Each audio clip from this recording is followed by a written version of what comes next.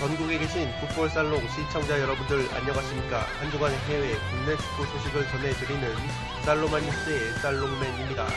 살로만 뉴스는 불필요한 뼈다구는 가감없이 발라버리고 야들야들한 살만 있는 살로만 치킨처럼 구독자 여러분들의 적중에 도움이 될 수 있는 해외 국내 축구 소식만을 쏙쏙 골라서 제공을 해드리는 풋볼 살롱만의 살로만 뉴스입니다. 오늘은 총 18억 원이 이월된 축구토토 승무패 5회차 심층 프리뷰 살로만 뉴스로 인사를 드립니다.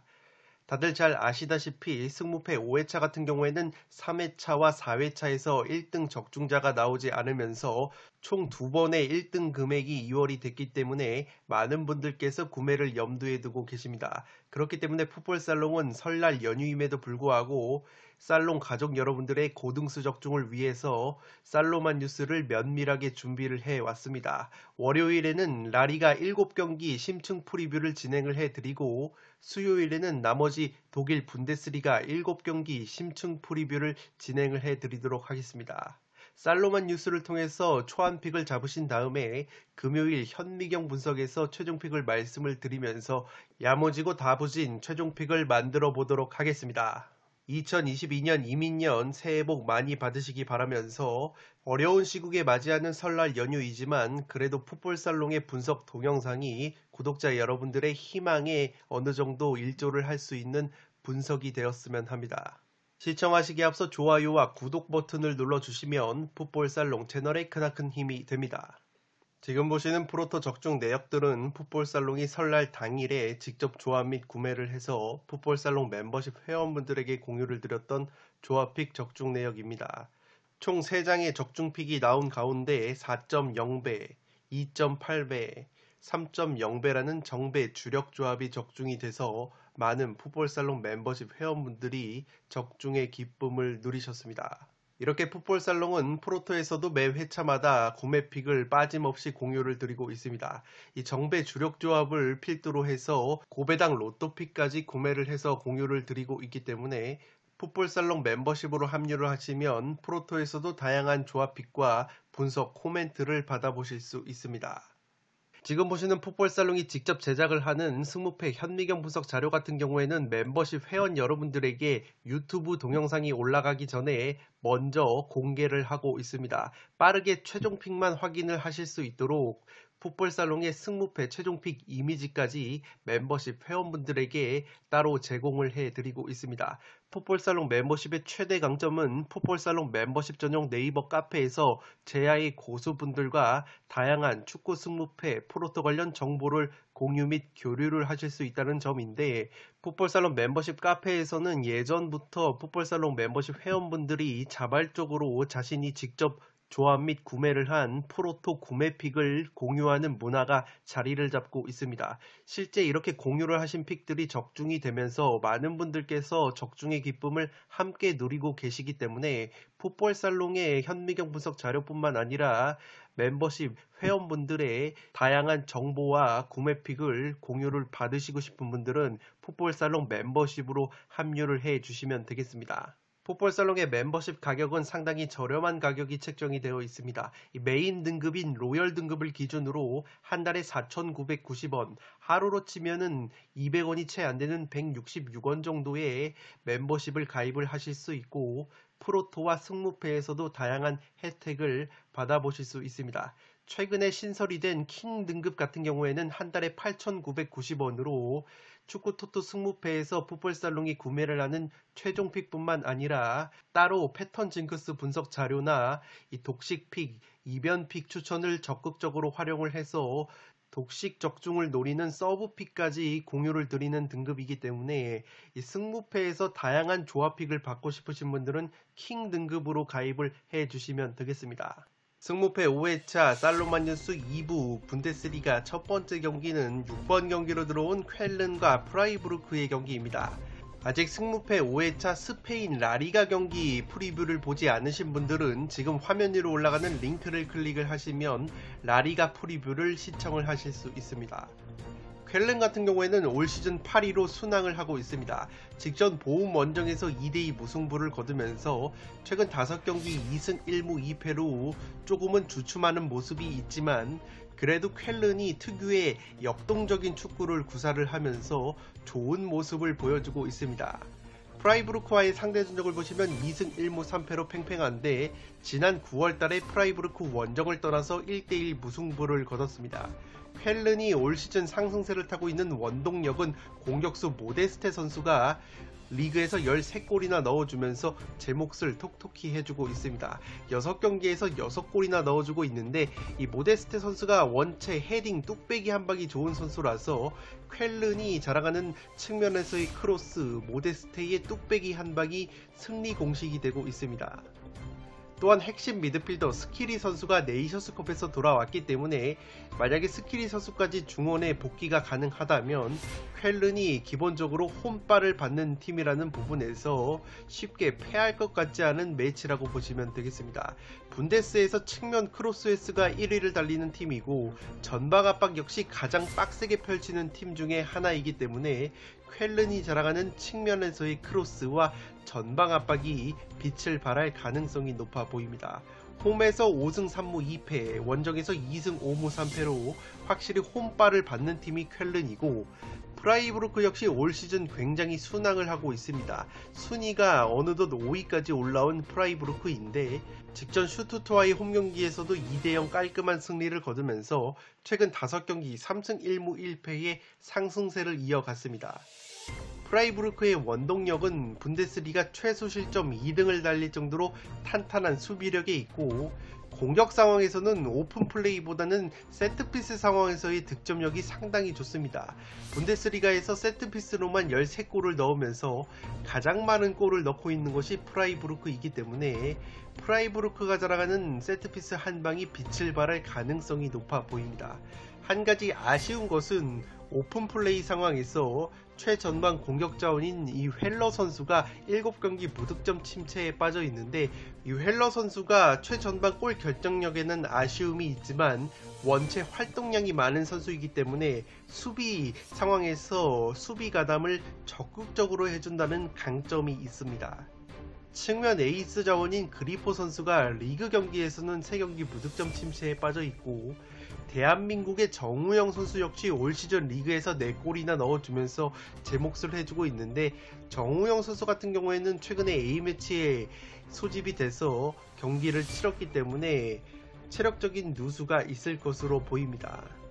프라이부르크는 홈에서 5승 3무 2패, 원정에서 4승 3무 3패로 홈과 원정에서 비교적 기복이 없는 성적을 보여주고 있습니다.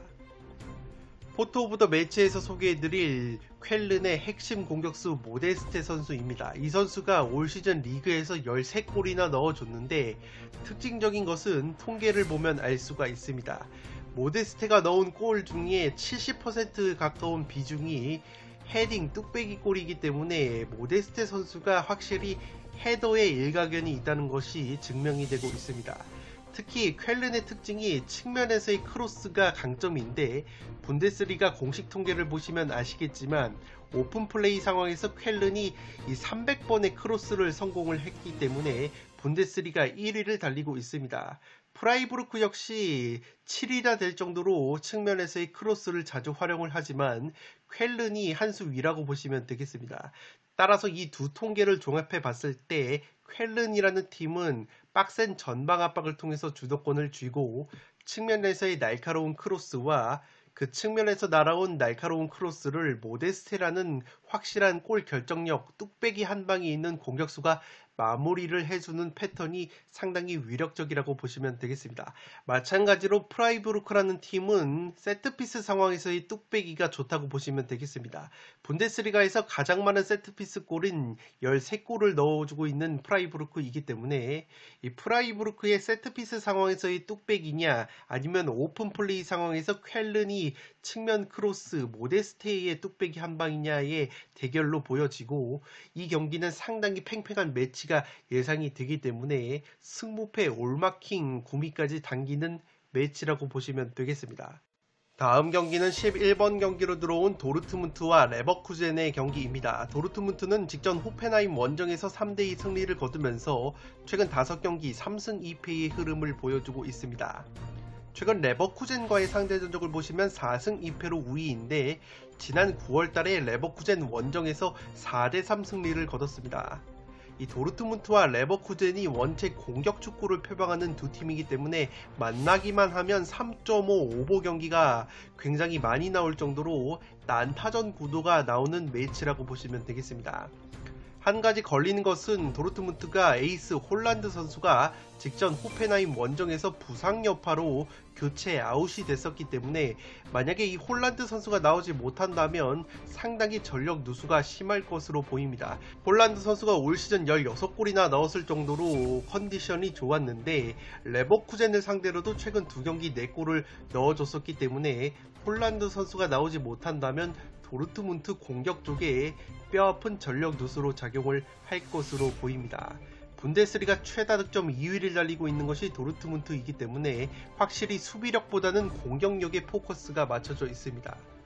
홈 성적이 9승 0무 1패로 극강의 모습을 보여주고 원정에서는 5승 1무 4패로 확실히 도르트문트는 홈에서 극강의 포스를 보여주는 팀이라고 보시면 되겠습니다. 레버쿠젠 같은 경우에는 직전 아우쿠스부르크와의 홈경기에서 5대1 대승을 거두면서 최근에 안 좋았던 분위기를 2연승으로 반등을 해냈습니다. 도르트문트가 52골로 최다 득점 2위를 달리고 있는데 레버쿠젠이 그 뒤를 잇고 있습니다. 49골로 3위를 달릴 정도로 도르트문트 못지않은 공격력을 보여주고 있고 그 중심에는 패트릭 슈크라는 공격수가 있습니다.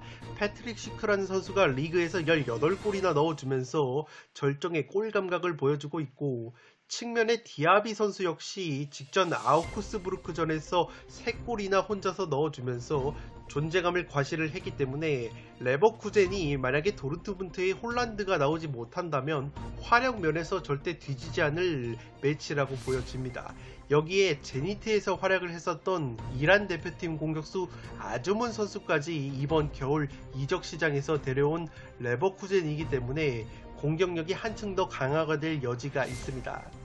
레버쿠젠 역시 도르트문트와 성격이 비슷한 것이 공격력은 최상위권이지만 수비력이 상당히 불안한데 그래도 중앙수비수 코소누 선수가 네이션스컵에서 탈락을 하고 돌아왔기 때문에 코소누 선수가 돌아올 수 있다면 최근에 보여줬던 수비 불안이 어느 정도는 해소가 되지 않을까 싶습니다. 레버쿠젠은 홈에서 5승 2무 3패, 원정에서 5승 3무 2패로 홈과 원정에서 기복이 없는 성적을 보여주고 있기 때문에 도르트문트의 홀란드가 나오지 못한다면 레버쿠젠도 충분히 해볼 만한 매치가 되지 않을까 생각을 하고 있습니다. 포토 오브 더 매치에서 소개해드릴 양팀의 핵심 공격수들입니다. 왼쪽이 도르트문트의 말렌이라는 젊은 공격수이고 오른쪽이 레버쿠젠의 디아비라는 선수입니다. 홀란드와 패트릭 시크가 들어가면 너무 식상하기 때문에 그 두 선수 외에 핵심 선수를 꼽아봤는데 이 말렌이라는 선수 같은 경우에는 PSV 아인트호벤에서 영입을 해온 선수입니다. 올 시즌 초반만 하더라도 굉장히 적응에 어려운 모습이 있었는데 직전 호펜하임전에서 말렌 선수가 2개의 어시스트를 기록을 하면서 팀 동료들과의 호흡도 맞아 들어가는 모습을 보여줬습니다. 오른쪽에 디아비 같은 경우에는 직전 아우쿠스부르크전에서 혼자서 3골이나 넣어주면서 5대1 대승의 1등 공신이 됐습니다. 이 두 선수 같은 경우에는 말렌이 3골 2도움을 올려주고 있고 디아비는 8골 6도움을 올려주고 있는데 통계를 보시면 아시겠지만 플레이 스타일에 공통점이 있습니다. 이 캐리라는 통계를 보시면 캐리라는 통계는 기본적으로 선수들이 5m 이상 드리블을 하면서 기회를 창출하는 통계를 말하는데 이 레버쿠젠의 디아비 같은 경우에는 캐리에 의한 득점 기회 창출이 상당히 많습니다. 올 시즌 27번의 기회 창출이 있었고 그 중에서 어시스트로 끝난 것이 5번, 골로 끝난 것이 3번이나 될 정도로 이 디아비 선수의 드리블 능력이 상당히 좋다고 보시면 되겠습니다.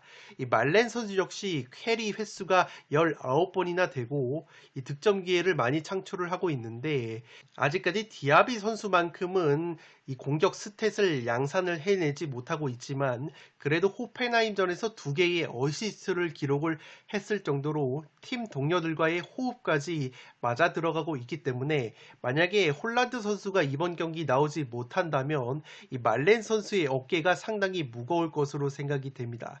따라서 도르트문트와 레버쿠젠의 강대강 난타전 재밌는 이 맞대결 같은 경우에는 말렌 선수와 디아비 선수의 드리블 돌파를 보는 것도 관전 포인트가 될 것으로 보입니다. 마지막 경기는 13번 경기로 들어온 볼프스부르크와 그로이터의 경기입니다. 볼프스 같은 경우에는 직전 라이프치히 원정에서 0대2로 패배를 당하면서 최근 공식 경기 2무 9패의 하락세에 빠져 있습니다. 그래도 지난 9월달 그로이터 원정을 떠나서는 2대0 깔끔한 승리를 거뒀는데 한 가지 우려스러운 것은 그로이터를 상대로 골을 넣었었던 공격수 베오르스트 선수와 은메차 선수가 모두 아웃이 됐습니다. 베오르스트 같은 경우에는 프리미어리그 번리로 이적을 했고 은메차 같은 경우에는 발목 부상을 당해서 장기 결장이 되고 있습니다. 우니온 베를린에서 공격수 막스 크루제 선수를 영입을 한 것은 고무적이라고 할 수 있겠습니다. 베오르스트 선수가 빠진 가운데 이 막스 크루제 선수가 현재 볼프스부르크를 이끌고 있는 호펠트 감독과 이 과거의 브레멘 시절에 한솥밥을 먹었었기 때문에 이 막스 크루제 선수를 그 어느 감독보다도 활용을 잘할 수 있는 것이 현 볼프스부르크의 감독 호펠트이기 때문에 이 막스 크루제 선수의 활약에 기대를 걸어야 할 것으로 보입니다. 홈에서 3승 2무 5패, 원정에서 3승 1무 6패의 성적을 거두고 있는데 볼프스부르크가 득점력이 상당히 좋지가 못합니다. 그로이터가 꼴찌팀인데 이 꼴찌팀 그로이터와 최소 득점 공동 1위를 달리고 있는 것이 바로 볼프스부르크라고 보시면 되겠습니다. 그로이터 같은 경우에는 최근에 나름대로 상승세를 타고 있습니다. 직전 마인츠와의 홈경기에서도 2대1 깜짝 승리를 거뒀는데 최근 5경기 1승 3무 1패의 흐름을 보여주고 있습니다.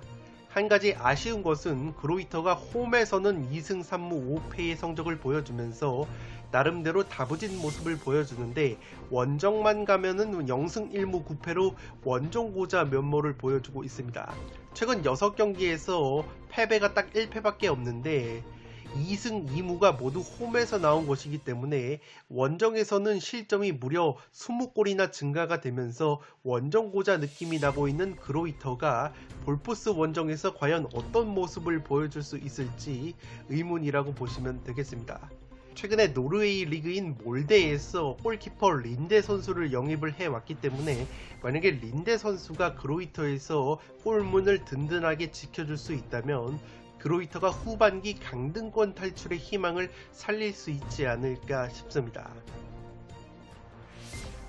포토 오브 더 매치에서 소개해드릴 선수들입니다. 왼쪽이 이 볼프스부르크의 루카스 은메차 선수이고 가운데가 이번에 우니온 베를린에서 볼프스로 이적을 한 막스 크루제, 마지막으로 오른쪽이 볼프스에서 번리로 이적한 베오르스트 선수입니다. 이 은메차와 베오르스트 선수가 볼프스에서 나란히 6골을 넣어주면서 공격을 책임져줬던 공격수들인데 은메차 같은 경우에는 발목 부상을 당하면서 이 장기 부상 중이기 때문에 이번 경기 결장이 될 것으로 보입니다. 베오르스트 선수 역시 볼프스부르크의 에이스 자원이었는데 번리로 떠났기 때문에 이 막스 크루제라는 선수가 우니온에서 넘어온 만큼 막스 크루제 선수의 어깨가 상당히 무거울 것으로 보입니다. 앞서 잠깐 언급을 드렸듯이 현재 볼프스부르크를 이끌고 있는 호펠트 감독이 과거 브레멘에서 막스 크루제 선수와 한솥밥을 먹었었기 때문에 당시에도 크루제 선수가 맹활약을 했다는 부분에서 호펠트 감독이 크루제 선수만 잘 활용을 할 수 있다면 이 두 공격수의 공백을 어느 정도 메워줄 수 있지 않을까 싶습니다. 최근에 그로이터가 수비력이 살아나는 모습이 있었고 린데라는 골키퍼를 몰데에서 영입을 해왔기 때문에 만약에 그로이터가 원정에서도 수비 집중력이 살아난다면 막스 크루제 선수 혼자서는 이 그로이터 수비진을 쉽게 공략할 수 있을지 의문이라고 보시면 되겠습니다. 따라서 볼프스부르크가 압도적인 정배당을 받았지만 이 경기 역시 이변 가능성이 아예 없지는 않을 것으로 보이는 매치입니다. 네, 이것으로 18억 원이 이월된 승무패 5회차에 들어온 독일 분데스리가 심층 프리뷰를 모두 마치도록 하겠습니다. 저는 다가오는 금요일 승무패 5회차 최종픽 현미경 분석으로 찾아뵐 것을 약속드리면서 이만 물러가 보도록 하겠습니다. 영상이 도움이 되신 분들은 좋아요와 구독 버튼을 눌러주시면 풋볼살롱 채널에 크나큰 힘이 됩니다. 구독 버튼 옆에 종 모양의 알림 설정을 해주시면 그 누구보다 빠르게 양질의 축구 승무패 프로토 관련 분석 컨텐츠를 만나보실 수 있습니다. 지금까지 풋볼 살롱이었습니다. 감사합니다.